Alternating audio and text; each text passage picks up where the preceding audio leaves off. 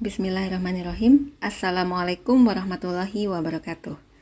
Teman-teman, pada kesempatan kali ini kita akan membahas teori inventory, khususnya model-model inventory economic order quantity deterministic. Nanti kedepannya insya Allah kita juga akan membahas EOQ yang probabilistik.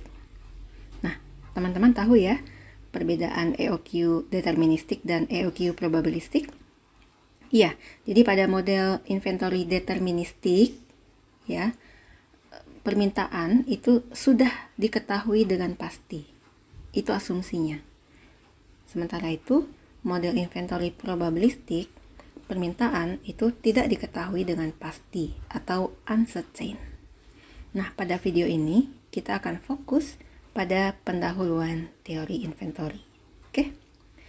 Nah, sebelumnya teman-teman tahu ya apa itu inventory? Ya, secara sederhana inventory itu artinya adalah stok atau persediaan ya. Bisa jadi stok barang yang menunggu untuk diproses, bisa juga stok yang menunggu untuk dijual. Seperti itu. Nah, mengapa inventory ini penting? Ya, untuk kelancaran bisnis ya. Nah, sebagai ilustrasi, misalkan kita punya usaha ya, yaitu toko beras misalkan. Tentu idealnya kita punya stok ya, stok beras ya. Nah, di sini kan kita harus bijak ya dalam menentukan jumlah stok beras yang ada ya. Jadi jumlah stok beras yang terlalu banyak ataupun yang terlalu sedikit atau bahkan mungkin sampai tidak ada gitu ya. Itu tentunya tidak baik ya. Nah, memang ya pada saat persediaan beras melimpah ya, maka kita berpotensi bisa memenuhi semua permintaan pelanggan. Akan tetapi tentunya ada total biaya untuk menyimpan ya, atau mungkin biaya asuransi dan lain-lain, itu juga banyak juga ya, besar juga. Sebaliknya, kalau kita menyimpan relatif sedikit gitu ya di gudang, maka kita khawatir ya permintaan itu tidak bisa dipenuhi tepat waktu. Seperti itu ya. Dan pelanggan ya ada dua tipe pelanggan ya. Jadi ada misalkan pelanggan yang datang, "Bu, ada beras tidak?" Lalu kita bilang, "Wah, habis, baru bisa minggu depan," gitu. Nah, ini pelanggan ini bisa saja dia menunggu ya sampai stok beras itu ada ya, karena kita harus menelpon dari pihak supplier atau distributor gitu ya. Atau yang kita takutkan adalah pelanggan itu akan lari ke toko sebelah ya. Jadi tentunya kita akan kehilangan penjualan dan kehilangan kepercayaan seperti itu ya. Nah, jadi teori inventory ini penting untuk dipelajari ya, sehingga kita bisa menyeimbangkan ya bagaimana kita bisa memenuhi permintaan dari pelanggan dan biaya yang timbul akibat kita menyimpan persediaan tersebut bisa seminimum mungkin ya. Nah, jadi itu dia tujuan dari teori inventory. Baik, jadi secara garis besar ada dua pertanyaan yang berusaha dijawab oleh teori inventory ya. Yang pertama adalah ya, andai kata kita sebuah toko gitu ya, kemudian kita memesan dari supplier atau distributor luar gitu ya. Nah, setiap kita memesan itu kan kita, kalau EOQ ini diasumsikan dia pesanannya itu konstan gitu ya. Jadi kalau misalkan kita tahu ya permintaan dalam setahun itu misalkan 50 ton gitu. Nah, bisa aja kita memesan itu sekali pesan gitu ya untuk setahun ya, atau bisa kita memesan tiap 6 bulan sekali atau tiap bulan sekali seperti itu ya. Nah, jadi yang ingin dijawab adalah kapan ya kita memesan produk itu ya. Mungkin lebih jelasnya apakah dia tahunan ataukah mungkin sekali dalam sebulan seperti itu. Dan tentunya yang kedua adalah berapa besar ya jumlah pesanan itu. Oke.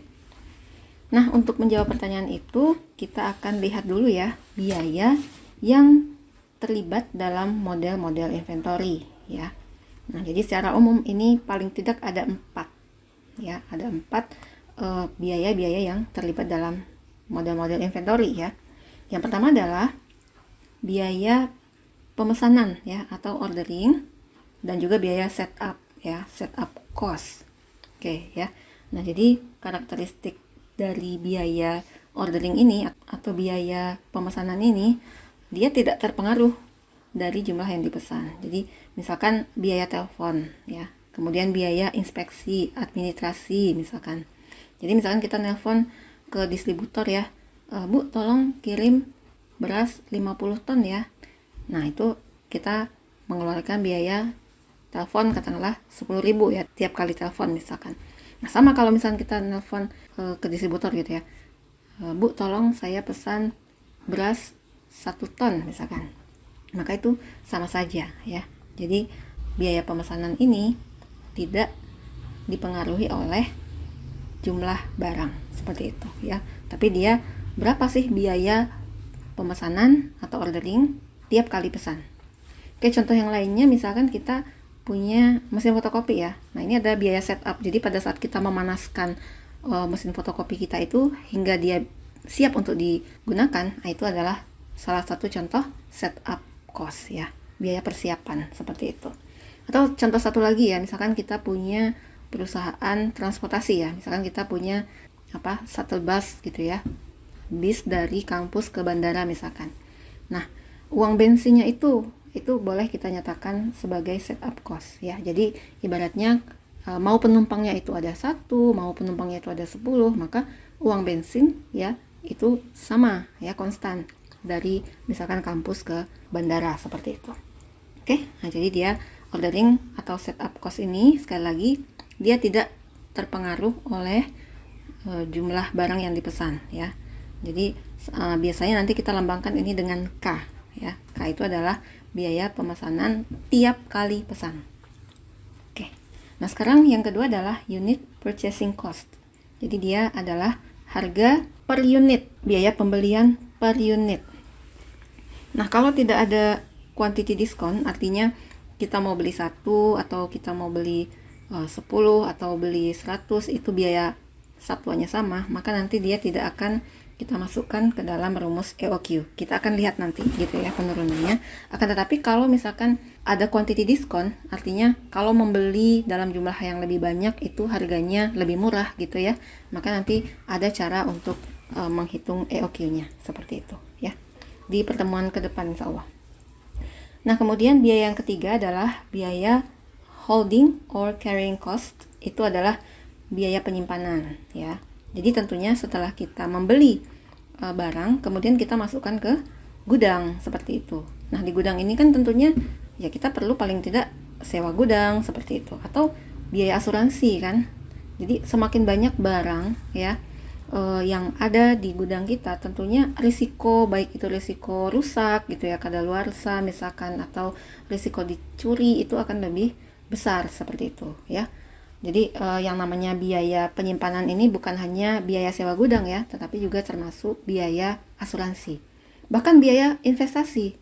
Maksudnya gini ya, kalau misalkan kita beli barang beras gitu ya, misalkan 50 ton kita masukkan ke gudang kita.